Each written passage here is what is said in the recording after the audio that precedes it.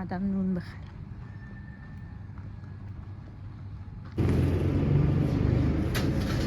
همون در اومدم میخوام آرایش کنم که برم بازار. سلام، چطوری؟ آقا من تا اینجا ویدیو دیدین تونستم صبح از خواب بیدار شم. من چرا ولاگ میگیرم؟ به خاطر اینکه 10 روز مونده به تولد 29 سالگیم و تا الان من اصلا آدم روتین داری نبودم و زندگیم خیلی حتی پتی و جوریه. یه روز صبح مثلا ساعت 7 بیدار میشم، یه روز 1 بیدار میشم، 2 روز ورزش میکنم، یه روز نمیکنم. به خاطر همین و تنها چیزی که بهش پایبند بودم یه ورزش یوگاه که همیشه رفتم و مثلا 1 ماه باز نمیرم. چرا؟ چون هوا خیلی گرم. به خاطر همین ولاگ میگیرم که یک روتین بر خودم بسازم و همزمانم ولاگ بگیرم که مجبور شم به اون روتین پایبند باشم.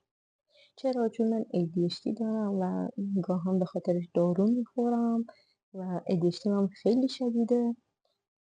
خلاصه که الان من میخوام آرایش کنم بریم بازار. خلاصه که براتون بگم که این کرمه من کرمه پیدا کنم. آها، آینه هم نمیدونم، آینه هم بیارم. حالا میکاپ کنیم. من میکاپ خیلی الان میگم خیلی زیاد نمیکنم، یهو میبینی یه میکاپ خلیجی انجام دادم، پس هیچی نمیگیم میکاپ میکنیم. ببخشید اگه نور اینجا بده و اگر اونطور که باید نیست، چون من یه سریالی میبینم تکرارم نمیتونم ببینم، به خاطر همین اینجا میشه. خلاصه که من چون ADHD دارم و اصلا آدم روتینداری نیستم و این خیلی داره اذیتم میکنه. دوست دارم به یه روتینی برسم و اینکه تا 30 سالگی بخوام به یه روتین خیلی خوب برسم، به نظرم موفقیت خیلی بزرگیه. یعنی اینطوری نیست که شما 30 سالگی فکر کنید خیلی قرار کار شاخی کنی، اتفاق خاصی برات بیفته. نه عزیز من. مثلا من فکر میکردم زمانی که مثلا 28 سالم بشه وای ازدواج کردم، خونه‌مو دارم، ماشینمو دارم. الان که نگاه میکنم نه، هیچی ندارم، فقط کار کردم و اصلا هیچ اندوخته‌ای هم ندارم از خودم. اونم چرا؟ چون من اصلا آدمی نیستم که این ذهنیت اقتصادیم خوب باشه. من فهمیدم که اصلا اقتصادی هم افتضاحه. علاوه اقتصادی هم باید یه تغییراتی تو خودم ایجاد کنم. خب اینا زمانی داره. به نظر من هر چیزی که تو اینستا سوشال میدیا میبینی چرت و پرته. زندگی واقعی همینه که تو میفهمی تو سن 28 سالگی هم هنوز خیلی چیزا ولی یاد گرفتم ها، خیلی آدما رو شناختم، خیلی چیزا یاد گرفتم، خیلی درس‌ها گرفتم، ولی اونجور که باید مثلا فکر کنی، مثلا اونجور که تو ذهنم بود که من قراره یک چیز خاصی تو زندگیم اتفاق بیفته هنوز نیفتاده. یعنی هنوز به خیلی چیزها که دوست دارم نرسیدم و بابتشون هم تلاش میکنم که برسم. خب میخوام از این میکنم این پلت کانتوره و اینکه من خیلی شغلای متفاوت، کارهای متفاوت رو امتحان کردم و واقعا من الان کلا شغلم چیزی، کلا بنده معمار داخلی ام و طراح داخلی. اما خب مثلا گاهی وقت مثلا حس میکنم نه، من کار دیگه میتونم انجام بدم. یه مدت بلاگر شدم، بعد پیجمو بستن، بعد نمیدونم دوباره اومدم یک کار این رفتم فسیلی یه مدت کار کردم شب باورتون نشه. بعد دیگه چی هنوزم یک رابطه درست درمون نداشتم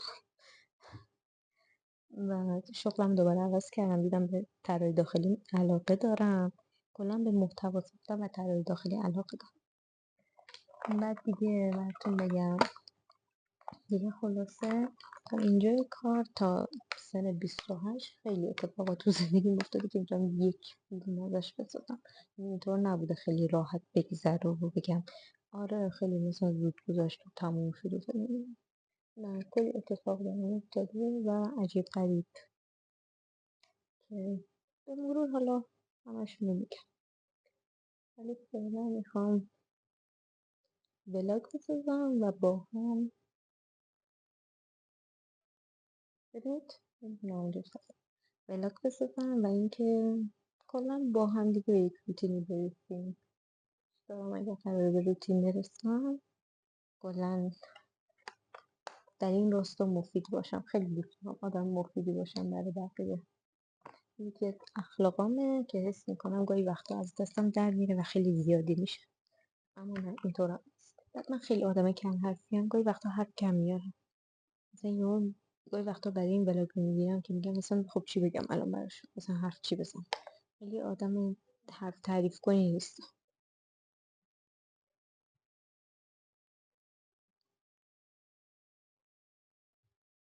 سفیدک نزنم.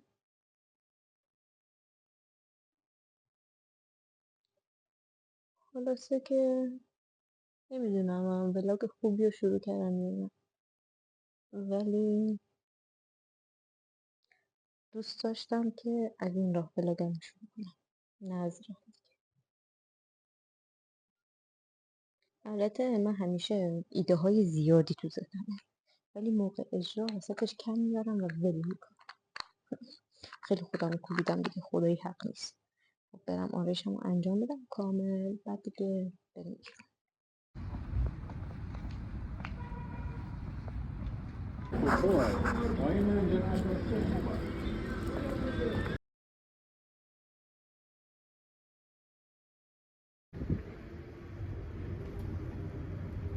اینقدر گرمه که باورتون نمیشه، یعنی اصلا نگم براتون، مردم از گرما.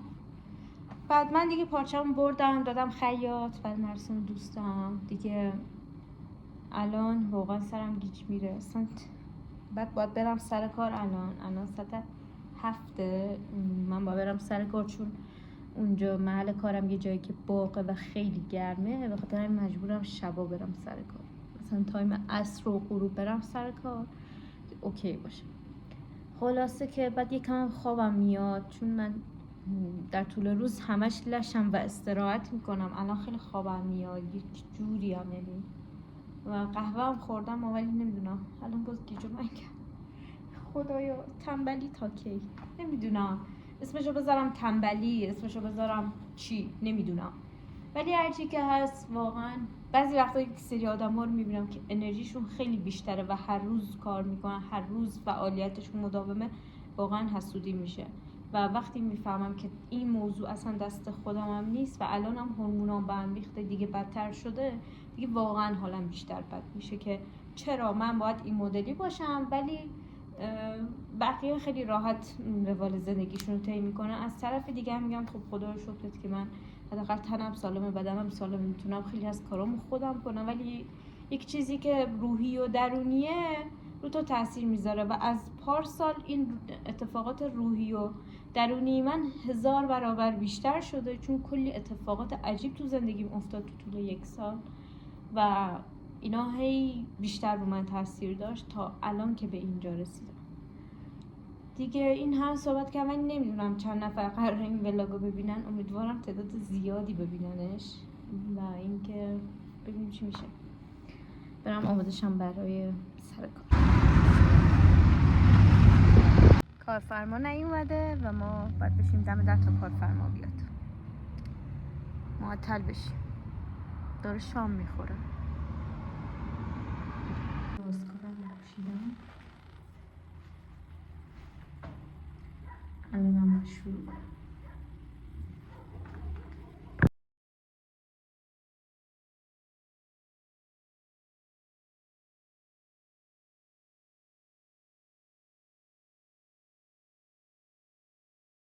وضعیت منو میبینید،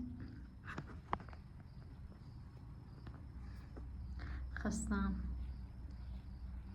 خیلی خستم واقعا، نمیدونم چرا، ولی چون تنها کار میکنم خیلی خسته میشم، نیرو هم نمیتونم بگیرم، به خاطر هم چی کنیم.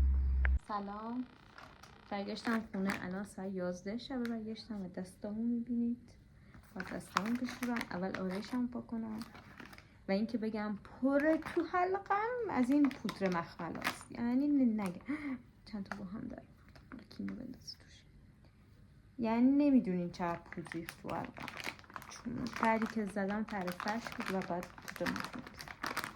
خلاصه که خیلی خستم، با اینکه امروز خیلی خسته شدم روز اول، ولی بعد اینکه رفتم بیرون یه مقدار انرژیم برگشت، یعنی مثلا کارو شروع کردم انرژیم برگشت، ولی باز هم سخت بود برام چون صبح زود بیدار شدم. صبح زودم نبود، دیشب دیر خوابیدم، دیشب من ساعت 3 خوابیدم و خب خستگیم خیلی زیاد بود دیگه.